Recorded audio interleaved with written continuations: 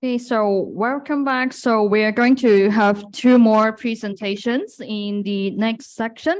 So we will now invite Dr.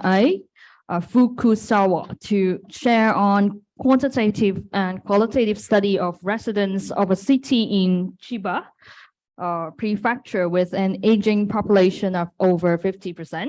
So she is a research fellow of the Japan Society for the Promotion of Science, and she belongs to the University of Tokyo. So welcome.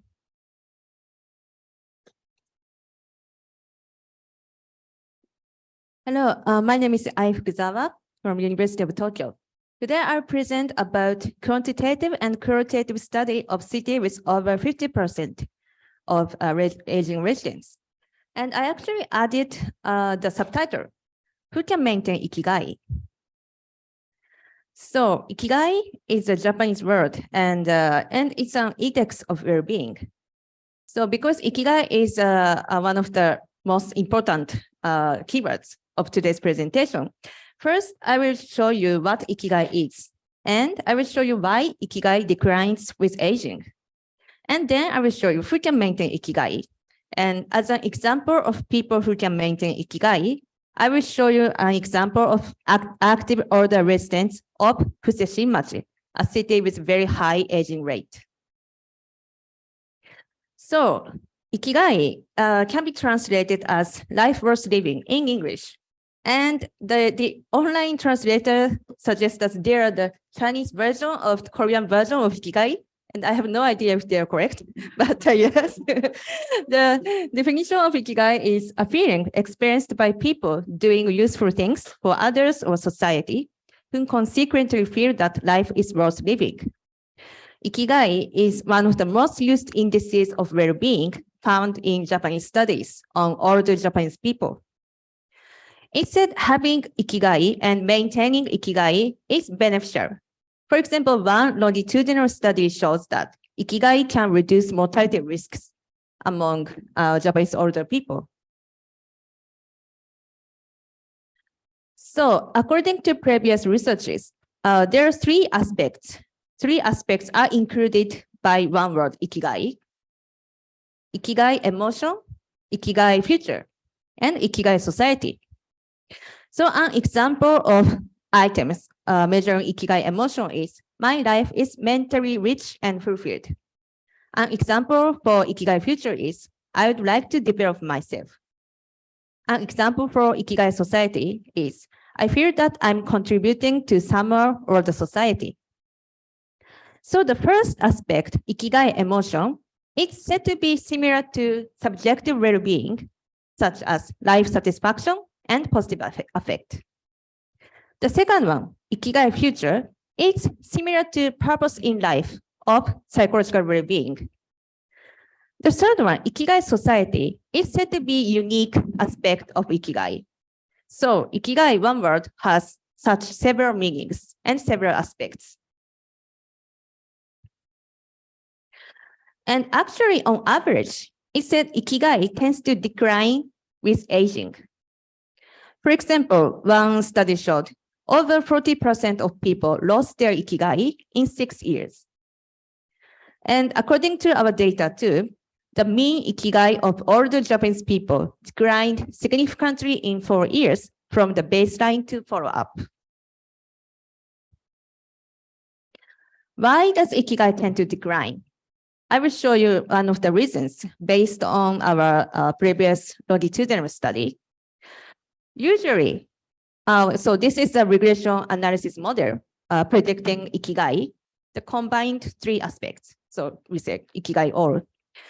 So usually, working status, self-related financial status, physical health, social networks are possibly related to Ikigai. And those factors tend to be lost or declined with aging. So the loss or decline of these 4 factors with aging is said to lower Ikigai. So that is one of the reasons. However, it's also said that there are individual differences in the decline of Ikigai. For example, according to our data, approximately half of older people can maintain or increase ikigai over the years.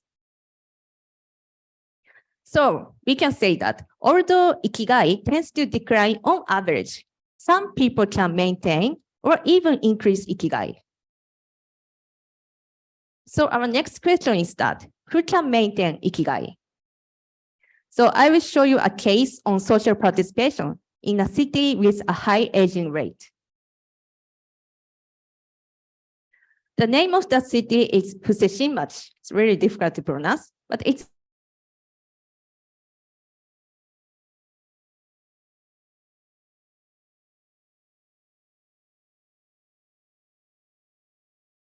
the early 1970s. So people used to be in the age of 30s to 40s in the 1970s, and they had children. So now they, of course, become older and continue to live there, but their children tend to leave the city. Yeah, the city is not very close to the station, so it's not really convenient. So that's why children tend to leave the city. So as a result, there are around 3,000 residents, and the aging population is over 50%.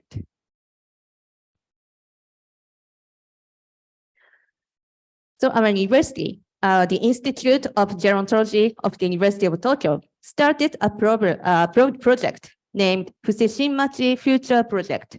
So I will call it FFP later. And we started in 2016 by cooperating with several older residents who promoted these activities. So actually, 3 of these older residents are still working as the leaders of the FFP. The project is still conducting several activities based on the residents' needs, including small informal chat rooms and smartphone classes, and so on. So even during the COVID-19 pandemic, they are still continuing their activities, such as smartphone classes and the online cafe and online workshops, hybrid meetings, and activities using the internet. They are still continuing. So recently, I conducted interviews with that project, Fukuzawa Future Project members. The participants were the core members, active members of Fukuzawa Future Project. So I will call them FFP members. They are 5 men and 6 women aged between 73 to 85 years. Of course, none of them is currently working. They're retired. They attend monthly Zoom meetings of the project. So I conducted semi-structured interviews using Zoom, and I also measured some quantitative factors by quantitative study. During the interviews, I asked them why they started participating in social activities and why they continue to participate in these activities. And I asked their feelings about current and future social activities in their city. And with the quantitative survey, I measured their working status, financial status, physical health, and social networks. And I also measured their ikigai with 9 items. I measured some aspects of personality. So today I will show you the results of extraversion, agreeableness, and assertiveness. Okay, as the results, I will first show you the comparison between the FFP members' mean financial status and physical status and social networks with our previous data. So with the average males and average females. So comparison with same-aged people, the FFP members' financial status, social networks were higher, but the female FFP members' physical health status was lower than same-aged people.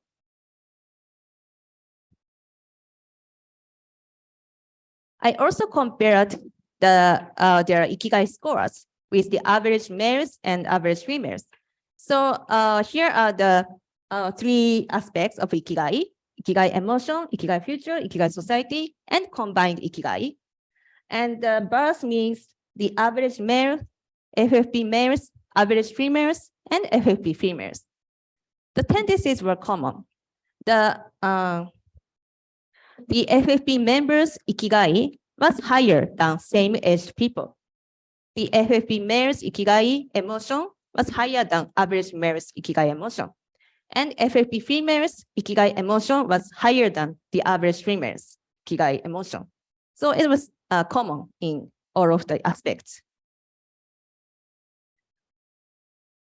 So in summary, we can say that the FFP members, meaning the residents who actively participate in social activities, tended to have high ikigai, regardless of their physical health status. So this is actually a consistent tendency with our previous longitudinal study. So we can indicate that active social participation seems to give people enjoyable experiences, motivation for future activities, and the perception that they are contributing to others or society. So that's why their ikigai, FFP members' ikigai, was higher than the average people. So now we found that maybe social participation and social networks are really important for maintaining ikigai. So our next question is that, what promotes active social participation? So it is quite difficult, but our qualitative analysis indicates these three factors. So I will show you three factors. The first factor is the positions for men. So here are the examples of what the FFP males were talking during the interview. There were two common tendencies about what they were talking. The first tendency was that, as written in bold, one person said, 10 years after retirement, I decided to focus a little more on the community, so I joined the advertised patrol group. The second person also said, after retirement, I was searching for a volunteer position in which I could use my experience. So the first common tendency, they looked for some activities in the community after retirement by themselves.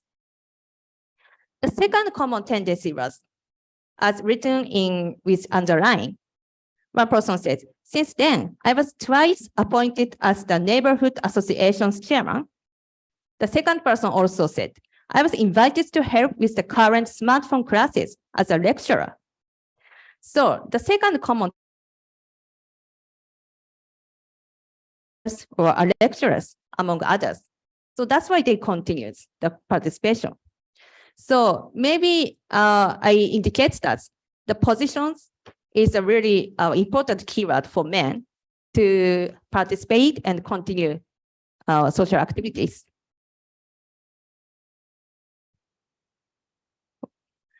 The tendency was a little bit different among women. So here are the examples of what the FFP females were talking during the interviews. The common tendencies among FFP females were, they had already had friends in their neighborhood, and they were invited by their neighborhood friends to help in events. Such as one person said, I was invited to help in a chat cafe during a haiku class. And the other person said, I helped at the concert that was held in the neighborhood. And after that, I was invited to help the other event. So they continued because they thought the activities were fun. So our third factor is the personalities of leaders and followers. I checked the 11 FFP members' personality, and there was one common tendency among the 11 people. They all had high agreeableness. And actually, 3 of those 11 FFP members have roles as the leaders.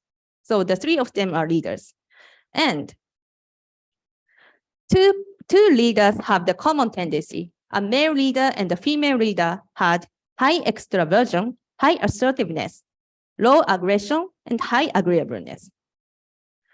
The other leader had a little bit different personality. He's more calm person, So he has low extroversion, low assertiveness, low aggression, and high agreeableness. To me, it seems like the balance of their personality between these three leaders looks very, very nice. And the other 8 members have roles as followers of the FFP, the project. And they all have commonly have high extroversion and high agreeableness. So in conclusion, active social participation is beneficial for maintaining older Japanese people's ikigai, despite having risk factors such as low physical health status. The cues for starting social participation depend on the gender. Men tend to continue participation when appointed to a position, and women tend to continue participation if they find the activities are fun. And balance of the organization's members' personality seems to be also essential. So here are the future directions. The future direction is to recruit younger residents. So focusing on personality and recruiting people with suitable personalities for leadership might be one of the solutions for increasing young people's participation in social activities in order to maintain their ikigai. This is the end. Thank you so much.